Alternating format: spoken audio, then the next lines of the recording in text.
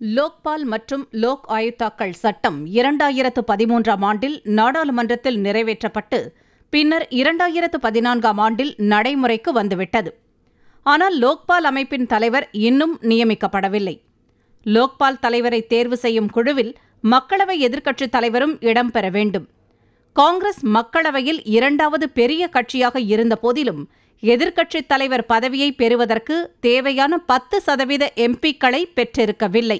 இதனால் மக்களவையில் இரண்டாவது பெரிய கட்சியின் தலைவர் லோக்பால் தேர்வுக்குழுவில் இடம்பெறும் வகையில் சட்ட திருத்தம் செய்வதற்கான மசோதா நாடாளுமன்றத்தில் நிலுவையில் உள்ளது.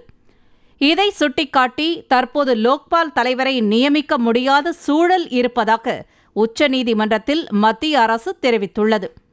லோக்பாலை நியமிக்க கோரும் மனுக்கள் கடந்த 28ஆம் தேதி மீண்டும் விசாரணைக்கு வந்தபோது மத்திய அரசின் சார்பில் அட்டர்னி ஜெனரல் முகுல் ரோஹத்கி ஆஜராகி இதை தெரிவித்தார். அடுத்த நாடாளுமன்ற கூட்டத்தொடரின் போது சட்ட திருத்தம் கொண்டு வந்து லோக்பாலை நியமிக்க முயற்சி மேற்கொள்ளப்படும் எனவும் முகுல் ரோஹத்கி உறுதியளித்தார். இந்நிலையில் லோக்பால் சட்டத்தை செயல்படுத்தாமல் வைத்திருப்பதை மத்திய அரசு எந்த வகையிலும் நியாயப்படுத்த முடியாது என உச்சநீதிமன்றம் கண்டிப்புடன் கூறியுள்ளது.